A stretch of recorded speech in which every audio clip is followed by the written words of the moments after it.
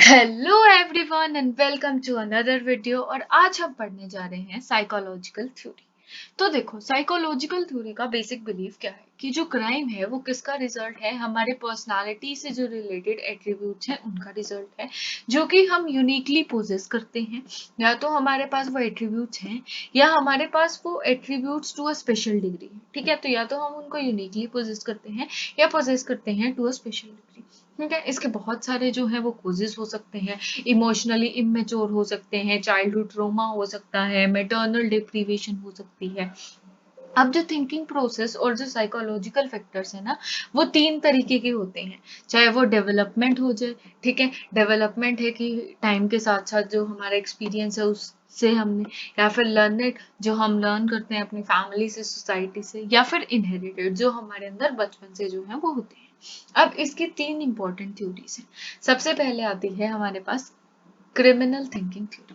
Criminal thinking theory क्या कहता है? क्रिमिनल थिंकिंग थ्योरी एक बात कहती है कि सबसे पहले इसको किसने ले डाउन किया था? Stanton, somehow and Samuel. ठीक है, ये थ्योरी कहती है कि अगर मान लो एक क्रिमिनल है, ठीक है, एक क्रिमिनल का जो माइंड है, उसकी जो थिंकिंग प्रोसेस है, वो दुनिया से बहुत ही अलग है। ठीक है, वो क्रिमिनल क्या करता है, वो क्रिमिनल जो है वो गेम जो है वो दुनिया से अलग तरीके से खेलता है। उसके लिए जो उसकी चीजें रेशनल है, हो सकता है एक दूसरे नॉर्मल इंसान के लिए वो सारी बातें बहुत ही रेडिक हो, बहुत ही इरेशनल हो। ये इतना बड़ा मैनिपुलेटर है कि ये क्या करेगा, ये उसको मैनिपुलेट कर लेगा और सारा जो ब्लेम है वो किसी और पर्सन पे डाल देगा। साथ में इतना बड़े लायर्स होते हैं कि अगर मान लो कि ट्रुथ और जो लाए है इनका और जो रियलिटी है, उन दोनों में लोग डिफरेंशिएट नहीं कर पाते कि ये सच बोल रहा है या ये झूठ बोल रहा है। ठीक है, उनके बीच में डिफरेंशिएट करना बहुत मुश्किल है। तो इसीलिए क्या है, ये डिफरेंस है थिंकिंग में, क्योंकि कॉग्निटिव पैटर्न अलग है। वही वही सब बातें जो मैंने बताई है। फिर उसके बाद एक और चीज है कि once a criminal always a criminal. अगर एक आदमी एक बार क्रिमिनल बन गया तो वो हमेशा क्रिमिनल ही रहेगा, क्योंकि उसका दिमाग अगर एक पर्टिकुलर वे में चलना शुरू हो गया तो वो उसी तरीके से चलेगा। और ये जो है, इसको हम टाइम के साथ साथ जो है हम इसको प्रैक्टिस कर लेते हैं। ठीक है, तो इससे क्या होता है, प्रैक्टिस कर रहे हैं तो ये अल्कोहलिज्म की तरह है कि भाई नशा हो गया, मतलब भाई कि एक बार अल्कोहल पी ली तो लोग पीते रहते हैं। तो इसलिए एक बार अगर क्राइम कर लिया तो इसका भी एक तरीके से जो है एडिक्शन हो जाती है और उसको मजा आने लग जाता है, वो किक मिलती है क्राइम करने से। ठीक है, अब इसका क्रिटिसिज्म क्या है इस थ्योरी का? क्योंकि इसने कहा कि अर्ली स्टेजेस ऑफ लाइफ से वो जो है वो ऐसी चीजें करना शुरू कर देता है, पर अर्ली प्रैक्टिसेस नहीं बताएगी कैसे वो शुरू करता है। फिर प्रैक्टिकल अप्रोच जो है वो अलग है। अब हर किसी के अंदर तो टेंडेंसी नहीं होती ना कि रिपीट करे, तो इसीलिए इसमें भी डिफरेंस आ गया। फिर सेकेंड थ्योरी आती है पर्सनालिटी डिफेक्ट। पर्सनालिटी डिफेक्ट क्या है? वो कहता है कि जो वो पर्सन है, उसके पहले में हमने पढ़ा कि वो उसकी थिंकिंग अलग है। ये पर्सन जो है, जो पूरा वर्ल्ड है उससे अपने आप को आइसोलेट कर लेता है। ठीक है, आइसोलेट कर लेता है। अब क्योंकि वो ना उसके अंदर कॉन्शियस है, ना उसको किसी चीज का गिल्ट होता है, तो इसीलिए वो जो ये सोसाइटी है इसके साथ जो है उसका जो है कॉन्फ्लिक्ट चलता रहता है। ठीक है, इस वजह से वो इरेशनल है, वो सेल्फिश है, वो इरेटिक है। वो दूसरों पे ही ब्लेम डाल देता है। ना तो वो किसी ग्रुप के साथ इंडिविजुअल है, ना सोसाइटी के नॉर्म्स के साथ है, ना उसकी फैमिली के साथ है। तो इसीलिए जो ये पर्सनालिटी डिफेक्ट होती है, हालांकि जो पर्सनालिटी डिफेक्ट वाले लोग होते हैं वो large number of low violators तो नहीं होते, पर large number of violent crime करने वाले जो है वो होते हैं। ठीक है, फिर थर्ड थ्योरी आती है हमारे पास साइको एनालिटिक थ्योरी। ये सबसे इंपॉर्टेंट थ्योरी है, ये सिगमंड फ्रूड ने ले डाउन करी थी 65 की एज में। जो सिगमंड फ्रूड है वो कहते हैं कि भाई पीपल क्राइम क्यों करते हैं, क्योंकि या तो उनकी कॉन्शियस टू वीक है, बहुत ही वीक है, या फिर बहुत ही ज्यादा स्ट्रोंग है। अगर बहुत ही ज्यादा स्ट्रोंग है तो ऑब्वियसली क्या होगा कि हाँ, वो जो है वो समझ नहीं पाएंगे उनके कॉन्सिक्वेंसेस क्या हैं। अगर बहुत ही ज्यादा स्ट्रोंग होगा तो उन्हें इतना गिल्ट हो जाएगा कि भाई उनको क्राइम करना पड़ेगा उस चीज को भूलने के लिए। अगर टू वीक है तो वो जो है कॉन्सिक्वेंसेस नहीं समझ पाएंगे। अब इसको तीन पार्ट्स में उन्होंने डिवाइड करा है।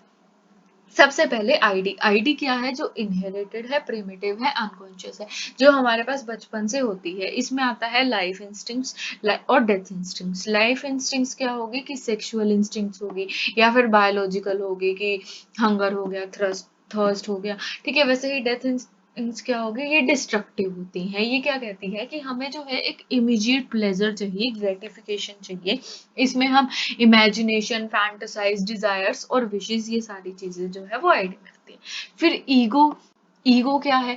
ईगो है कि हम जो रेशनल थिंकिंग है उसे क्या समझते हैं, ठीक है। एक रेस्ट्रेंट की तरह है ये आईडी पे। अब आईडी तो यार मेरा कुछ भी मन कर रहा है, मेरा मन कर रहा है कि एरोप्लेन में उड़ाऊं, पर मेरा जो ईगो है वो रेस्ट्रेंट लग कि नहीं, ये तो मैं नहीं कर सकती हूँ, मुझे नहीं आते उड़ाना। तो इसीलिए जो ईगो है वो रेस्ट्रेंट की तरह काम करता है। फिर उसके ये जो लाइन है ये हमारी सुपर ईगो की है, ये मैंने गलती से यहाँ लिख दी, ठीक है। फिर सुपर ईगो। सुपर ईगो क्या है? सुपर ईगो है कि हमने देखो बचपन से पहले हमारी फैमिली या तो हमें रिवॉर्ड देती है या फिर पनिशमेंट देती है। अगर कुछ अच्छा करते हैं तो रिवॉर्ड मिलता है बचपन से, कुछ बुरा करते हैं तो पनिशमेंट मिलती है। वैसे ही अगर हम स्कूल में जाते हैं, टीचर ये करती है, फिर हम आगे बड़े होते हैं, सोसाइटी में जाते हैं, कहीं जॉब करते हैं, तो हर जगह ये होता है। तो इससे जो है हमारी सुपर ईगो डेवलप होती है। तो सुपर ईगो दो चीजें बताती है, आइडियल कि क्या चीज अच्छी है, किसके लिए हमें प्राउड फील करना चाहिए और हमें रिवॉर्ड मिलेगा, और कॉन्शियसनेस कि क्या चीज गलत है और जिसके लिए हमें जो है गिल्टी फील करना पड़ेगा। जब आईडी जो है, आईडी ऊपर उठ जाती है और ईगो और सुपर ईगो नहीं बचता है, तब क्या होता है? तब जो है इंसान क्राइम करने लगता है, ठीक है। फिर इसके बाद आगे दूसरी हो सकते हैं बिहेवियरल, कि उसका कैसा बिहेवियर था। फिर मैटरनल डेप्रीवेशन हो गई कि मदर की तरफ से, या मतलब जो फैमिली की तरफ से उसे प्यार नहीं मिला तो वो अपने उसमें चला गया। फिर बायोसोशल होगी कि उसको बुली किया जा रहा था, बुरी तरीके से जो है वो बचपन से ट्रीट किया जा रहा था, इसलिए वो एंटी सोशल हो गया। फिर चॉइस थ्योरी होगी कि उसकी खुद की चॉइस हो सकती है, वॉलंटरी हो सकता है कि उसे कॉन्सिक्वेंसेस पता है, इनवॉलंटरी हो सकता है कि भाई उसको नहीं पता है, उसके इंस्टिंक्ट से, या फिर हो सकता है कि एक विक्टिम है वो उसके रिवेंज लेने की वजह से हो गया। अब इस थ्योरी का क्रिटिसिज्म देखते हैं। देखो, ओवर जनरलाइजेशन, ओवर सिंप्लीकेशन, हर चीज इतनी सिंप्लीफाई करके बता दी कि भाई बहुत नॉर्मल लगता है। ओवर एम्फोसिस ऑन इंडिविजुअल, ठीक है, इंडिविजुअल के ऊपर ही सारा, कोई एम्पायरिकल एविडेंस नहीं है।